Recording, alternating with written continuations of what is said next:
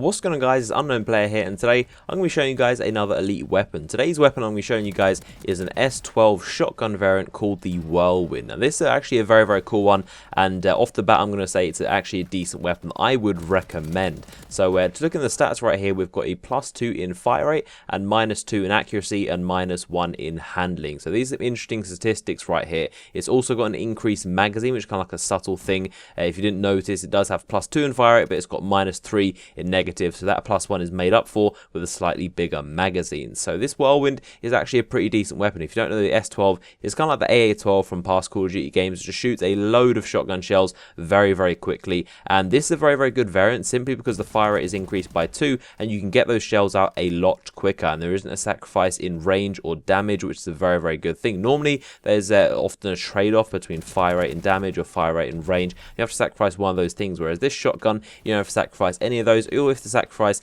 is accuracy, which isn't really too important with a shotgun, to be honest. It's going to be a little bit out of control, and you can notice there's a little bit more kick, especially firing from the hip. It will kick a little bit higher, and of course the handling is -1, but that's really one of the more subtle features that you won't really notice the drawbacks of. But the +2 fire, as I've said, is a very good actual statistic boost, and I would definitely recommend this weapon. Now, as a shotgun in general, it's probably the worst out of the three, to be honest. I've heard from a lot of shotgun users the S12 is definitely one of the weakest. It's got very weak damage as well. It just requires you to shoot a lot of bullets, and when you do so, you have to reload the thing. It's just not a very good weapon for close quarter situations, and to be honest, it seems like one that will be able to dispense like multiple people at the same time and just like clear a whole room full of people. But it's actually, that's one of the things it's worst at. It takes probably around 3 to 4 bullets, maybe 2 if you're really close to the guy and you got like all of the pellet shells right on him. But it's definitely a very weak weapon and a very awkward weapon to use. The Bulldog is a lot more accurate and just more consistent. The TAC-19 is also pretty decent as well. None of the shotguns are really overpowered